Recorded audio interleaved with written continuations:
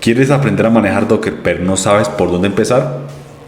Quédate y te daré las herramientas para que puedas comenzar a trabajar con Docker de la manera más rápida e intuitiva y poder alcanzar los objetivos que tienes pensados. Debemos ser claros cuál es el problema principal que nosotros buscamos desarrollar y solucionar con el uso de contenedores. Cuando tú estás ubicado dentro de una empresa de software, muy habitualmente los desarrolladores te han dicho alguna vez: hey, en mi máquina sí funciona, pero efectivamente no. Entonces con Docker lo que vamos a solucionar es que este software que el desarrollador genera dentro de su local funcione en cualquier parte en donde lo necesitemos, ya sea desde la máquina del desarrollador o en los servidores de producción o de pruebas. Docker sale del concepto container muy utilizado en el comercio internacional, más exactamente el transporte de mercancía, en donde lo que se busca es estandarizar el tamaño de la caja, en este caso el container, para aprovechar cada mínimo espacio dentro de un buque y aparte facilitar su transporte y manejo. Ahora este concepto es llevado al software. Nos facilita dentro de un contenedor de Docker poder empaquetar todo lo necesario para que la aplicación sea ejecutada. Lo que podemos encontrar dentro de él es un runtime, dependencias, librerías, código, variables de entorno y demás. Todo esto lo ponemos dentro del contenedor y poder así empaquetar todo en un solo sitio, lo que lo hace más portable y utilizable. Debemos aclarar cuáles son las principales diferencias entre una máquina virtual y Docker y qué es lo que hace Docker tan especial, cómo funciona. Primero, podemos ver de este lado que tenemos a las máquinas virtuales que comparten dos capas fundamentales con respecto a Docker, que en este caso son el hardware y el sistema operativo. El hardware es todo lo físico que podemos palpar de la máquina, que en este caso es la RAM, el almacenamiento y el procesamiento del procesador. Después tenemos el sistema operativo host, donde todo esto corre.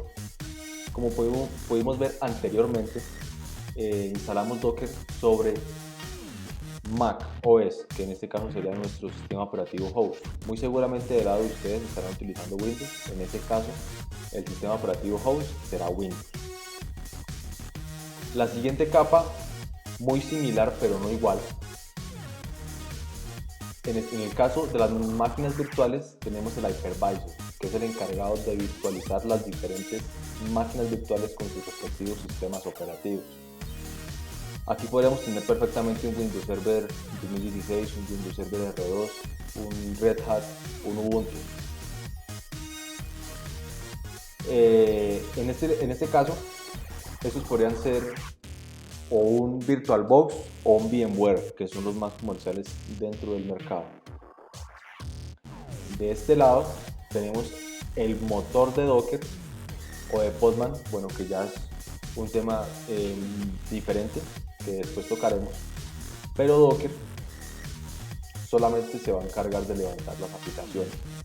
Por eso es fundamentalmente diferente con respecto a las máquinas virtuales, que él solamente va a gastar recursos en levantar cada una de estas pequeñas aplicaciones, en comparación con las máquinas virtuales, que ellas van a tener que levantar primero el sistema operativo, que el sistema operativo, para empezar, normalmente está utilizando 4 GB de almacenamiento solamente para el sistema operativo, y así para cada una de las aplicaciones. Si tenemos en cuenta todas las aplicaciones, estamos gastando solamente en sistema operativo 16 GB de almacenamiento, que perfectamente los podemos utilizar en las aplicaciones que estamos entregando a nuestros clientes. Y lógicamente pues los demás recursos que el sistema operativo implica, como lo puede ser la red, la RAM y el procesamiento, que son fundamentales para entregarle un buen servicio al cliente. Como primer paso, nos dirigimos directamente a la página de Docker, la página oficial por supuesto. Podemos ver dentro de la página oficial que directamente la interfaz web de esta página nos sugiere cuál es la versión indicada para nuestro sistema operativo. En este caso, nos sugiere la versión Intel para Mac, pero puede variar según el sistema operativo que ustedes manejen. En este caso no lo voy a descargar porque ya lo tengo descargado e instalado dentro de mi máquina. La instalación es supremamente fácil, pero hay pasos a tener en cuenta cuando lo vamos a instalar en sistemas operativos diferentes. Vamos a hacer una salvedad en Windows.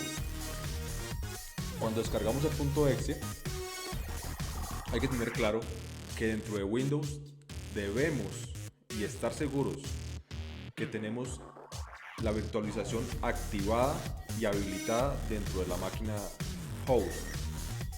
Con esto, cuando se instale Docker dentro de la máquina, ella va a crear una máquina virtual de Linux para poder correr Docker en su interior. En Linux es mucho más fácil, mucho más entendible, por lo que como tal Docker trabaja nativamente con Linux. Cuando nos desplazamos directamente a la interfaz web o la documentación de Linux, vemos los comandos básicos para cada una de las distribuciones más famosas dentro del entorno Linux.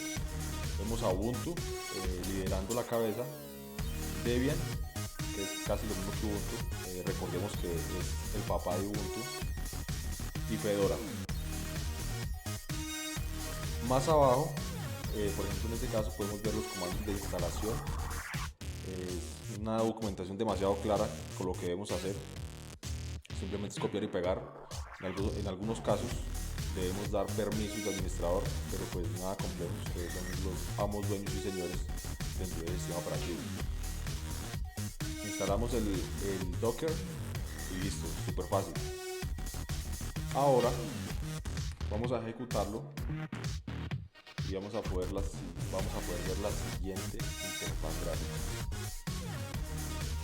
Bueno, pues en este caso me pidió otra vez el login. Ok, este es un paso muy bueno y yo creo que salió perfecto el error acá, en donde directamente desde la interfaz gráfica de Docker podemos loguearnos a nuestra cuenta de Docker Hub con el fin de que las imágenes que nosotros generemos dentro del sistema operativo las podamos subir sin tener que ingresar credenciales de usuario, que son muy fastidiosas en algunos casos para ingresar desde la ventana de comandos.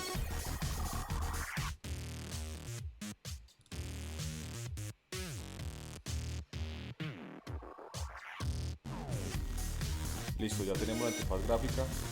Bueno, pues ya había tenido trabajo o había organizado unos laboratorios de los cuales vamos a hablar más adelante. Pero en general esa es la interfaz gráfica que nosotros podemos ver, donde vemos por ejemplo ver las imágenes que hemos generado, los volúmenes, que posteriormente vamos a explicar cuál es su funcionamiento. ¿Qué es una imagen? ¿Qué es un contenedor? Lo vamos a poner en términos muy simples y fáciles de entender. Una imagen es la declaración de todo lo que necesitamos para que nuestra aplicación funcione correctamente, ya sean librerías, código, dependencias, variables de entorno y demás. Podría ser, o lo podríamos hacer un símil con un concepto muy conocido por todos, que es el de una semilla. La imagen es como la semilla. En sí la semilla no es nada si no tenemos un entorno en donde la podamos sembrar. Si no tenemos un entorno en donde podamos sembrar la semilla. Este es el contenedor.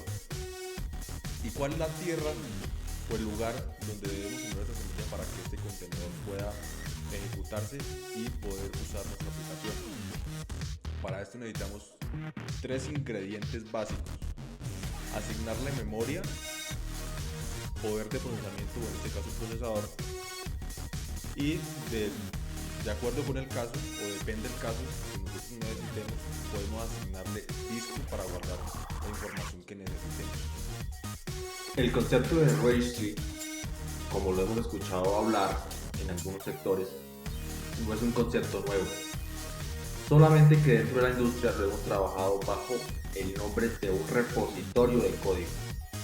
En este caso, más específicamente para Docker, cambiamos un poco el concepto para guardar imágenes de Docker en vez de las ya muy famosas líneas de código que utilizamos dentro de GitHub, GitLab o cualquier otro repositorio de código famoso.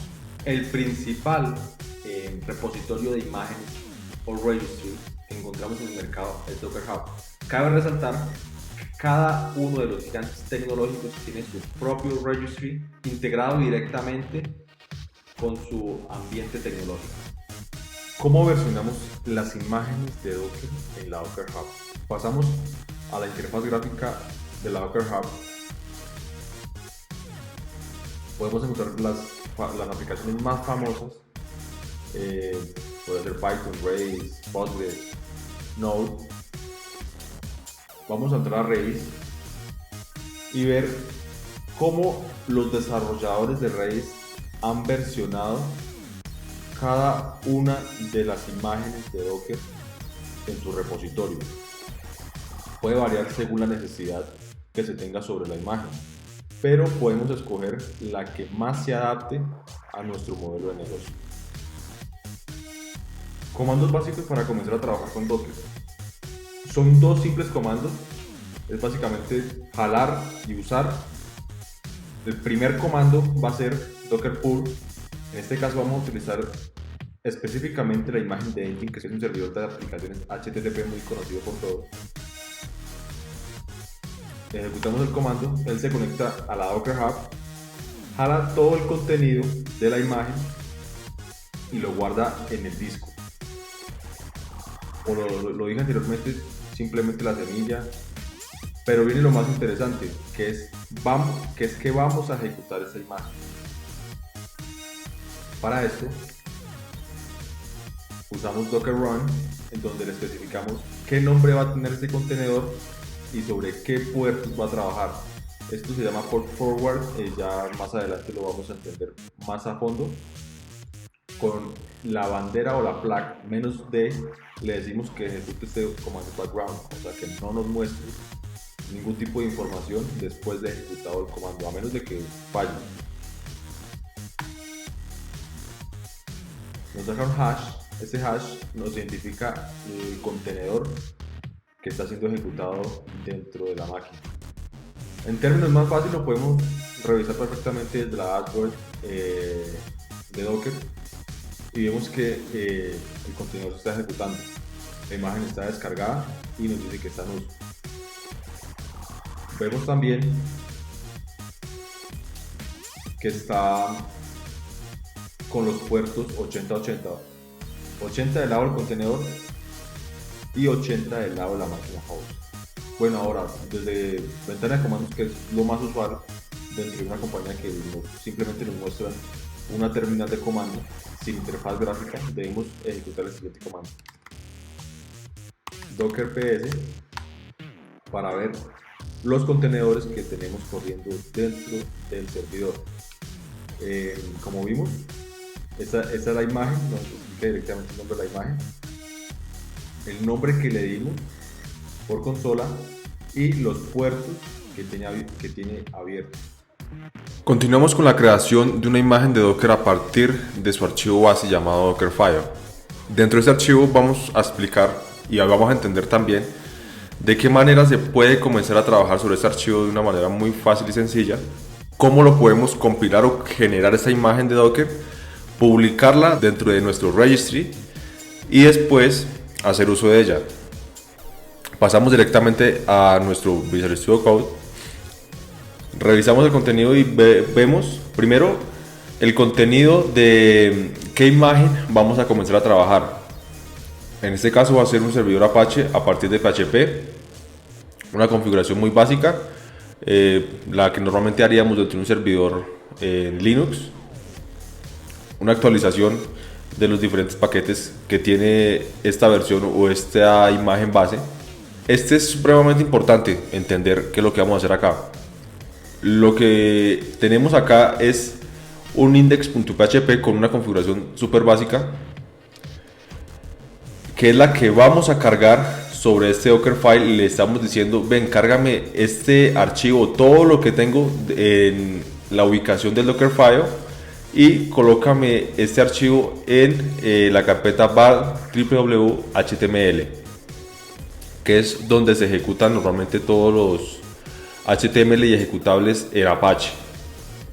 Después le damos el command, que es básicamente el punto de arranque donde va a iniciar el contenedor, es supremamente importante darle ese punto de arranque. Hay dos tipos. Está el command, que es el que tenemos acá, y está el entry point.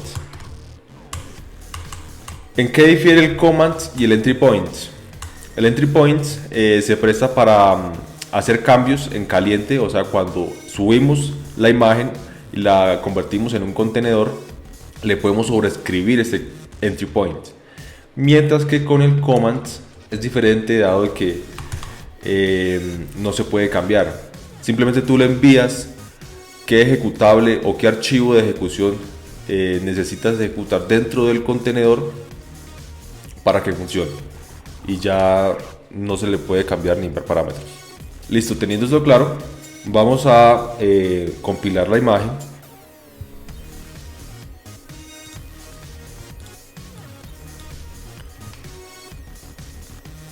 Vamos a compilar la imagen a partir del Dockerfile. Este comando súper básico, le estamos diciendo primero build, que es la etiqueta para decirle compíleme esta imagen. La flag "-t", que se refiere más exactamente al tag o al nombre que le damos a dar a esta imagen. Primero la antecede el nombre del repositorio, que en este caso le di el nombre de Outfit, / la imagen más el tag o la versión, que es la que varía siempre. Y por último, el punto nos dice la ubicación del Dockerfile que vamos a ejecutar. En este caso, pues como estamos trabajando sobre la carpeta contenedora del Dockerfile, simplemente le damos un punto. Compilamos internamente, él ya tiene descargada la imagen base, hace la compilación, hace la descarga de los paquetes y después copia el archivo, los archivos en la ubicación que le dijimos, para después ponerlo dentro de la imagen y dejarlo listo para su ejecución. El paso que procede es ejecutar la imagen que hemos creado.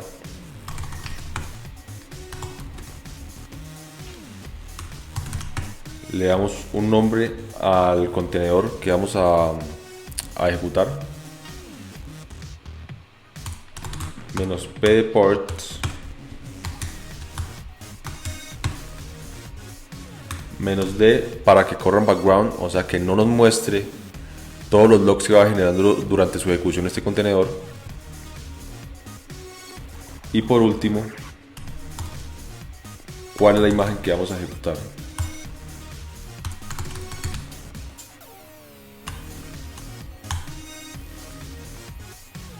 Listo, ya tenemos la imagen arriba. Entonces se supone que si ejecutamos localhost, ya podemos ver el index.php que teníamos dentro de nuestro Visual Studio Code en un formato súper básico. Acá todo genial. Bueno, ahora ¿qué sigue? El siguiente paso es coger esta imagen y ponerla dentro de nuestro repositorio en la Docker Hub. ¿Cómo lo hacemos? Como ya tenemos la imagen dentro del disco del computador, muy parecido a como trabajamos dentro de Git, utilizamos la palabra reservada push, le damos el nombre de la imagen que tenemos en memoria o en disco,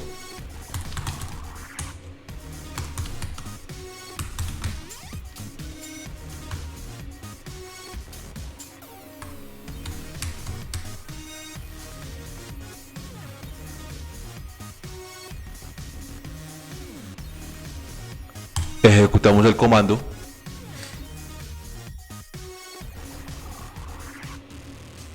vamos a nuestro repositorio Docker Hub y vemos aquí que hace pocos segundos se subieron nuestros cambios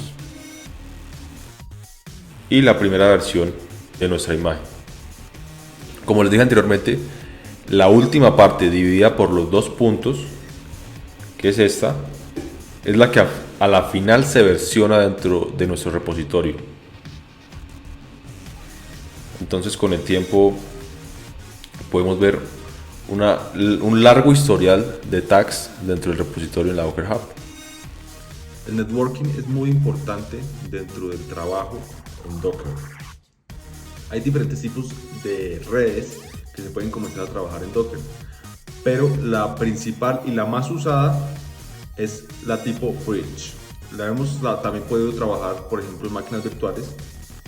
No cambia mucho el concepto, pero pues lo vamos a explicar directamente con Docker. Primero tenemos nuestro servidor, nuestra máquina host, con sus respectivos puertos y tarjeta de red. Pero sobre esta máquina host vamos a crear una subnet, y dentro de esta subnet o red virtual vamos a crear nuestro contenedor, y esta red va a tener una interfaz de red propia por la cual va a salir todo el tráfico que entra o sale de los contenedores. Podemos tener X cantidad de contenedores, en este caso podría ser 10, 20, y todo este tráfico va a salir directamente por esta NIC. La siguiente, pero no menos importante, es la red de tipo host. Esta red de tipo host la usamos muy usualmente cuando necesitamos una baja latencia en red, dado que este tipo de implementación en red utiliza la interfaz de red propia de la máquina host. O sea, no vamos a crear redes virtuales, ni mucho menos tarjetas de red virtuales, sino que vamos a utilizar lo que ya tenemos en físico, en hardware de nuestra máquina, para hacer todo nuestro ruteo en red para los contenedores. El siguiente controlador de red que vamos a utilizar en Docker es el tipo overlay. El overlay lo utilizamos usualmente para aplicaciones distribuidas, más que todo en Swarm o Enjambre de Docker, en donde supongamos que tenemos una aplicación Nginx y una aplicación de tipo base de datos con Mongo, en donde, a pesar de que están en diferentes máquinas virtuales o máquinas, estas aplicaciones se van a comunicar como si estuvieran una al lado de la otra, porque están conectadas por la misma subnet. La siguiente implementación de red es la MAC-VLAN, que es muy utilizada ya con implementaciones más avanzadas en red, cuando necesitamos que nuestros contenedores se comuniquen directamente con otros dispositivos dentro de la red. Entonces esta tiene un parecido muy grande con la red de tipo host. ¿Por qué? Esta configuración de red nos crea una subnet, y cuando creamos nosotros un contenedor, este contenedor va a tener su propia interfaz de red virtual, que a la vez va a tener su propia IP y su propia MAC, que le da una prioridad dentro de la red y así poder comunicarse con otros dispositivos de la red. Yo creo que uno de los temas principales que debemos entender cuando estamos trabajando con Docker es el tema de los volúmenes. Y yo sé que a muchos les ha costado trabajo entender cómo funcionan por debajo y cuál es la funcionalidad que tenemos o las ventajas que podemos obtener de este tipo de tecnología dentro de Docker. Para esto les voy a mostrar con un pequeño ejemplo, de una manera muy entendible, cómo lo podemos usar en nuestro día a día con Docker. Nos dirigimos a nuestra consola. Les voy a mostrar con un comando qué significa la sentencia de volúmenes en su sintaxis. En este específico comando vemos lo que ya hemos visto antes, el nombre, los puertos y demás, que esto ya lo explicaré un poco más adelante. Pero al grano, lo que nos interesa, los volúmenes. Exactamente en esta parte siempre vamos a ver los volúmenes con este tipo de formato. Este formato, primero vamos a ver la carpeta del host o de la máquina en la cual estamos trabajando, y del lado derecho vamos a ver la carpeta del lado del contenedor.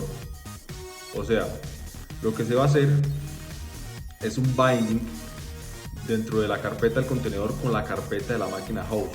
O sea, cualquier cosa que nosotros escribamos dentro de esta carpeta en el contenedor se va a ver reflejado en esta carpeta dentro de la máquina host, que con la simbología o la sintaxis ./ nos da a entender de que va a guardar todo esto en la ubicación donde vamos a ejecutar ese comando. Lo vamos a ejecutar.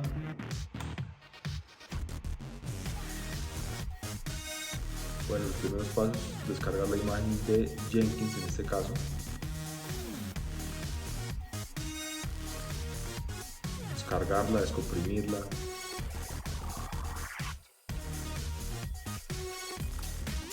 Ahora lo que vamos a hacer es revisar lo que está haciendo al inicio de este contenedor. Como ya lo dijimos anteriormente, nos vamos a esta ubicación y vemos una nueva carpeta llamada Jenkins que se creó al ejecutar el comando anteriormente descrito. Vamos a ver qué es lo que tiene esa carpeta Jenkins. Ahora podemos ver el contenido que se está guardando dentro de esta carpeta. Es un contenido muy básico que anteriormente lo hemos podido ver dentro de una instalación de Jenkins. Si nos dirigimos acá y vemos un navegador, deberíamos poder ver la interfaz gráfica de Jenkins, que está en el puerto 8080.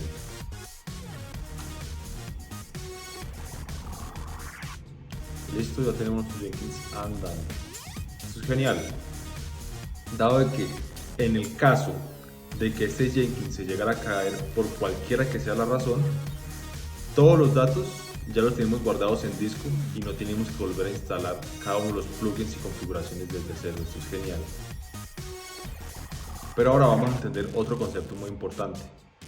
Hay 4 tipos principales de volúmenes. Primero podemos empezar con los de tipo host, que son los que trabajamos en este ejemplo con Jenkins, en donde vemos todos los archivos del contenedor reflejados en una carpeta de nuestra preferencia en el host. Luego podemos encontrar volúmenes nombrados, donde simplemente lo que vamos a hacer es decirle a Docker: mira, yo quiero que tú me crees un volumen con esta definición, prueba Docker. Y simplemente lo que nosotros hacemos es llamar este volumen desde cualquier implementación que nosotros tengamos. Pero entonces, ¿qué pasa con lo que se guarda dentro de este volumen? Docker automáticamente lo administra en sus archivos locales, en sus archivos de su sistema de archivos dentro de Docker. O sea que no tenemos un acceso administrado sobre este volumen, como si lo tuvimos anteriormente con el tipo de volumen host. Le damos crear. Ejecutamos este comando docker para ver los volúmenes que tenemos actualmente dentro de nuestro sistema en Docker, y podemos encontrar el que acabamos de crear. Ahora, ¿cuál es el otro tipo de volumen con el que podemos trabajar? Se llama volumen anónimo. Este tipo de volumen se utiliza muy usualmente cuando necesitamos tener una persistencia dentro de una aplicación, pero solamente durante la ejecución de esa aplicación. O sea que este volumen sea efímero, que sea tan duradero como el contenedor en sí. Entonces, para crear ese tipo de contenedores o para crear ese tipo de volúmenes, ejecutamos el siguiente comando.